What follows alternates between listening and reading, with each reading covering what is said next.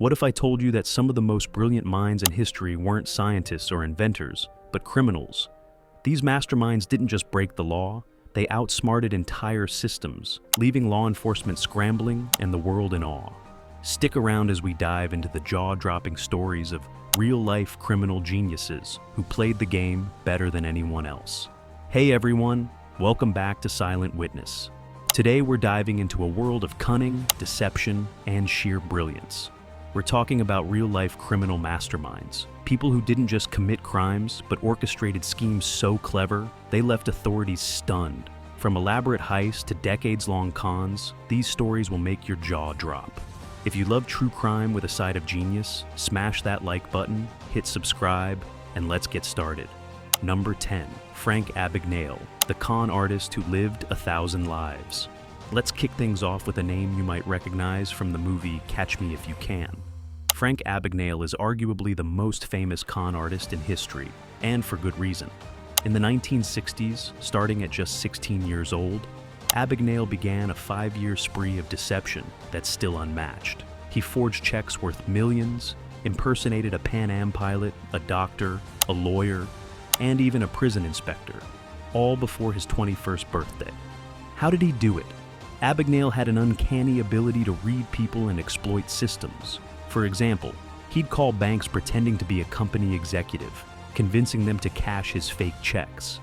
As a pilot, he deadheaded on flights worldwide, charming his way into cockpits and first-class lounges.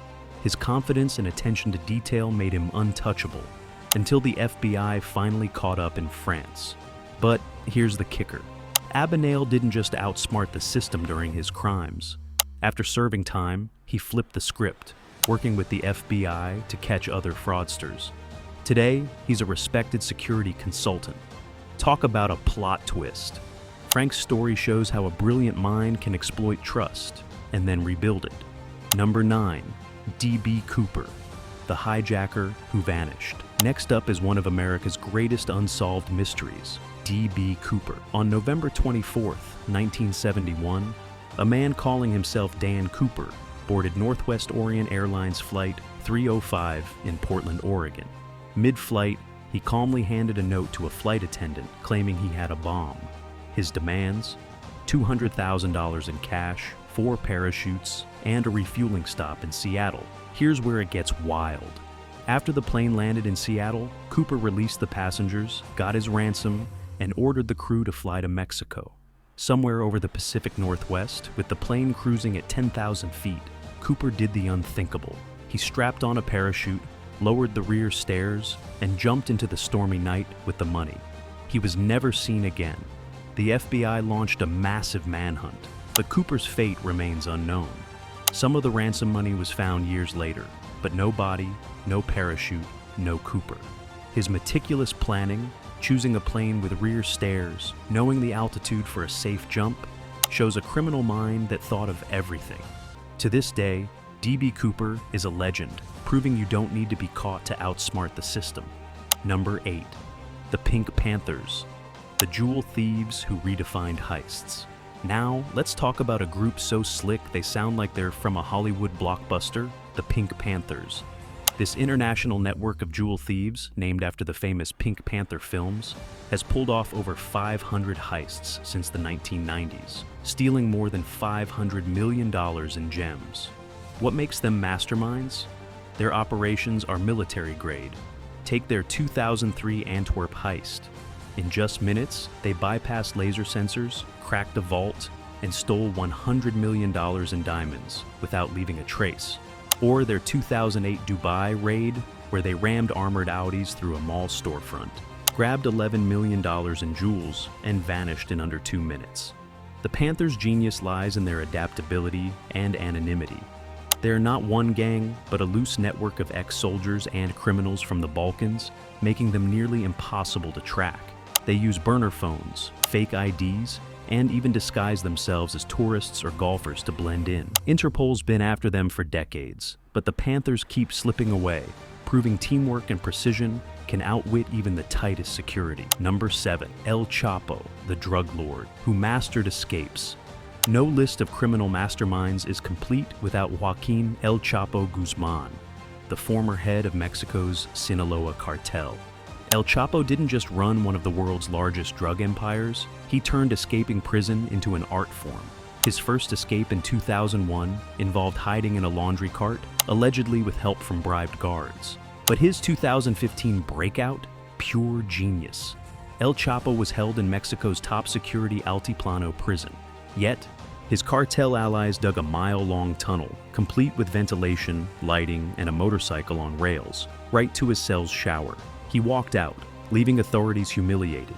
The planning, engineering, and secrecy required were staggering. Satellite imagery later showed construction near the prison went unnoticed for months.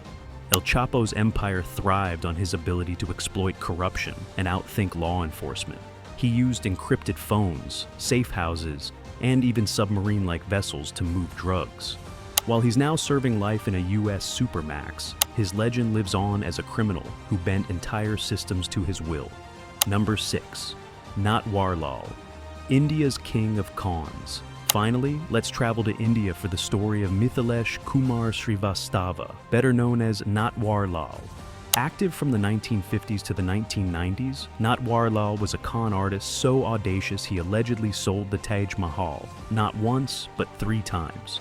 He also sold India's Parliament House and other landmarks to gullible buyers, often posing as a government official. Natwarlal's scams relied on charm, forged documents, and an intimate knowledge of human greed. He'd target wealthy foreigners or corrupt officials, convincing them to buy iconic properties for millions. By the time they realized they'd been duped, he was gone.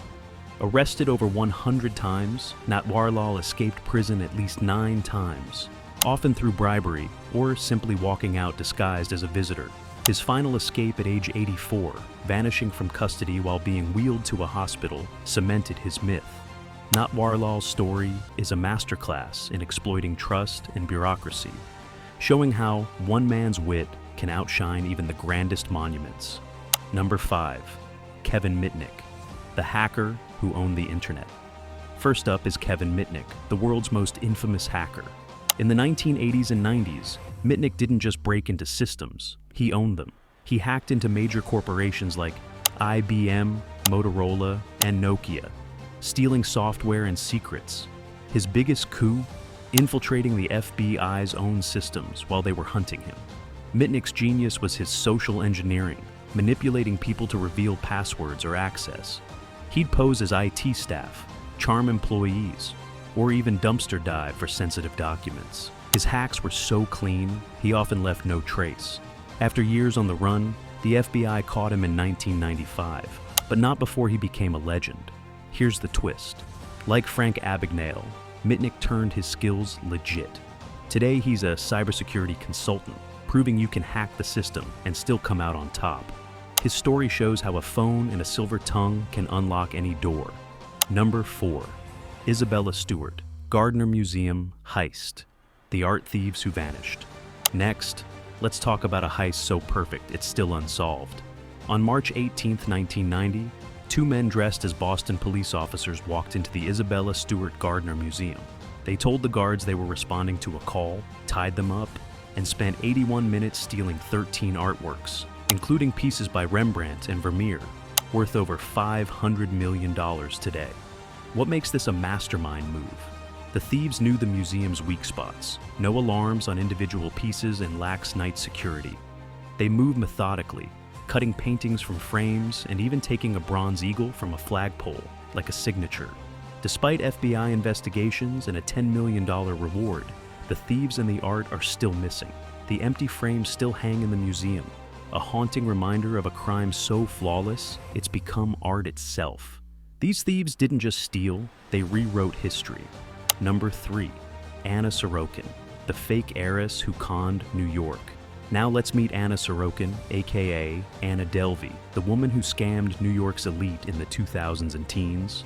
Posing as a German heiress with a $60 million trust fund, Sorokin lived a life of luxury, staying at 5-star hotels, dining at exclusive restaurants, and throwing lavish parties, all without paying a dime. Her secret? Confidence and forged documents. She'd hand banks fake wire transfer receipts or bounce checks. convincing everyone her fortune was real. She even conned investors into funding a fake private club, racking up $275,000 in debts. Her charm was so potent, friends and businesses let her slide for months. Sorokin's downfall came in 2017 when a journalist exposed her. But even in court, she stayed defiant, turning her trial into a fashion show. Now, after prison, she's a media figure, with her story on Netflix as Inventing Anna. Sorokin proves you don't need a gun to rob the rich, just a story they want to believe. Number 2. Albert Spaggiari, the brain behind the Nice Bank heist. Let's head to France for the 1976 Nice Bank heist, masterminded by Albert Spaggiari. Spaggiari, a former paratrooper, led a crew that tunneled 25 feet underground into the Societe Generale Bank's vault. Over a weekend, they cracked 400 safe deposit boxes, stealing $10 million in cash, gold, and jewels, equivalent to $60 million today. The planning was genius. Spaggiari spent months studying the bank's layout, discovering the vault had no alarms during renovations. His team used scuba gear to navigate sewers, drilled through concrete, and even cooked meals in the tunnel to avoid detection. They left a taunting note: without weapons, without violence, without hate. Spaggiari was caught but escaped custody by jumping out a courtroom window onto a waiting motorcycle. He evaded capture for years, reportedly living in South America. His heist remains a legend for its precision and flair, showing how brains can trump brawn. Number 1. Victor Lustig, the man who sold the Eiffel Tower. Finally, meet Victor Lustig, the smoothest conman of the 1920s. Lustig's most famous scam? Selling the Eiffel Tower, twice. In 1925, posing as a French official, he convinced scrap metal dealers that the Eiffel Tower was being demolished. He sold the rights to dismantle it for $70,000 to one buyer, then repeated the scam with another. Lustig's brilliance was his psychology. He forged government documents and hosted lavish meetings to build trust. When his first victim didn't report the scam out of embarrassment, Lustig saw an opportunity to double dip. He also ran money box scams, selling fake machines that printed cash, conning even Al Capone. Lustig was eventually caught in 1935 for counterfeiting, but escaped jail before dying in Alcatraz. His ability to exploit ego and greed makes him a timeless mastermind, proving the best weapon is the one you never see coming. Before you go, check out our playlist on How the Hells Angels Took Over a City, real crime documentary. It's linked in the description. And if you want to support the channel, give us a thumbs up, subscribe to our channel, stay curious, and stay safe.